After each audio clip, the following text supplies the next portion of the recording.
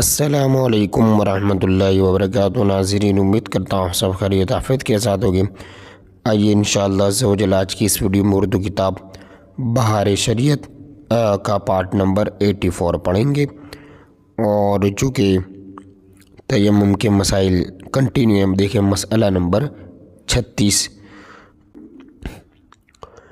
جنوب اور حائض اور میت اور بے وضو یہ سب ایک جگہ ہے، اور کسی نے اتنا پانی جو غسل کے لیے کافی ہے لا کر کہا جو چاہے خرچ کرے، تو بہتر یہ ہے کہ جنوب یعنی جو ناپاک ہے اس سے نہائے اور مردے کو تیمم کرایا جائے اور دوسرے بھی تیمم کرے۔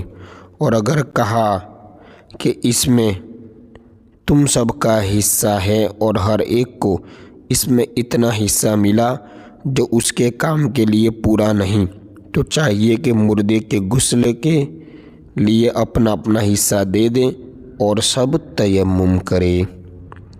ٹھیک ہے، اس طرح دیکھا کہ مسئلہ نمبر 37۔ دو شخص باپ بیٹے ہیں اور کسی نے اتنا پانی دیا کہ اس سے ایک کا وضو ہو سکتا ہے، تو وہ پانی باپ کے صرف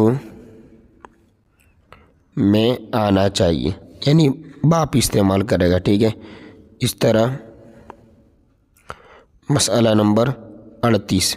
اگر کوئی ایسی جگہ ہے کہ نہ پانی ملتا ہے نہ پاک مٹی کے تیمم کرے، تو اسے چاہیے کہ وقت نماز میں نماز کی سی صورت بنائے، یعنی تمام حرکات نماز، یعنی نماز کی جو حرکات ہیں نا، یوں کہہ لیجئے کہ تکبیر کہنا، رکوع، سجدہ، قیام، یہ سب یہ بلا نیت نماز بجا لائے، نیت کے بغیر اس کو بجا لائے یعنی ادا کرے۔ ٹھیک ہے، پھر اس نماز کو جو ہے دہرانا بھی ہے۔ اس طرح مسئلہ نمبر 39۔ کوئی ایسا ہے کہ وضو کرتا ہے تو پیشاب کے قطرے ٹپکتے ہیں اور تیمم کرے تو نہیں، تو اسے لازم ہے کہ تیمم کرے۔ مسئلہ نمبر 40۔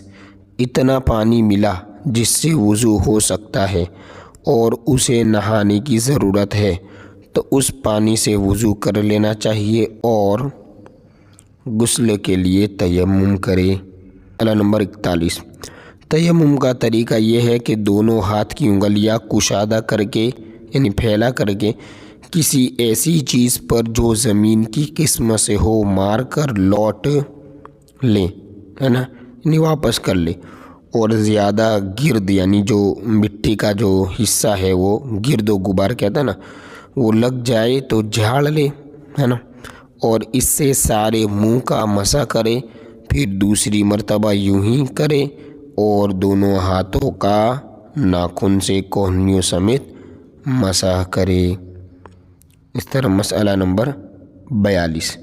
وضو اور غسل دونوں کا تیمم ایک ہی طرح ہے، یعنی اگر کسی کا وضو نہیں ہے یا غسل نہیں ہے اس کی جگہ تیمم کر رہے تو تیمم میں فرق نہیں ہے نا۔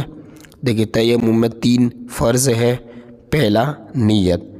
اگر کسی نے ہاتھ، ہے نا، مسئلہ نمبر 43۔ اگر کسی نے ہاتھ مٹی پر مار کر منہ اور ہاتھ پر پھیر لیا اور نیت نہ کی تو تیمم نہ ہوگا۔ ٹھیک ہے، نیت کرنی پڑے گی نا۔ اس طرح مسئلہ نمبر 44۔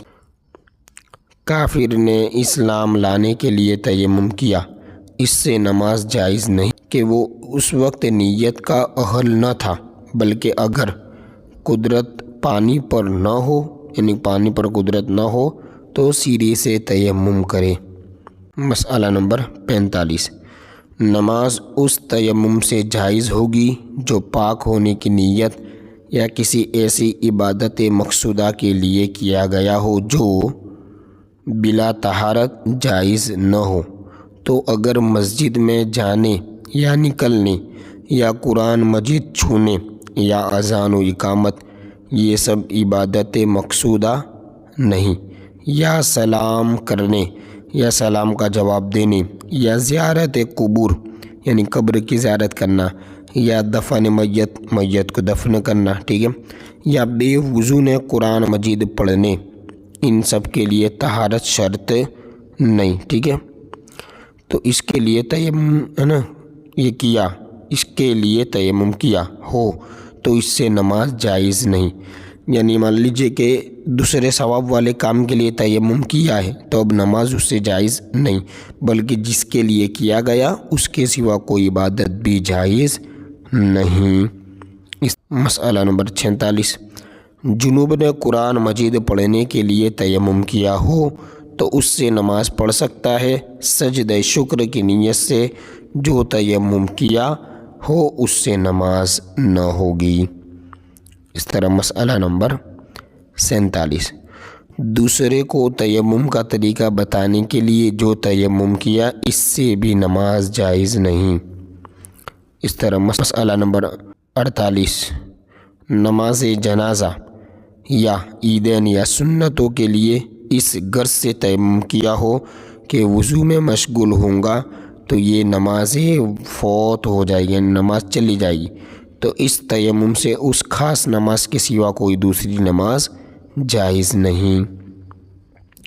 مسئلہ نمبر 49، نماز جنازہ یا عیدین کے لیے تیمم اس وجہ سے کیا کہ بیمار تھا یا پانی موجود نہ تھا تو اس سے فرض نماز اور دیگر عبادتیں سب جائز ہے، ٹھیک ہے۔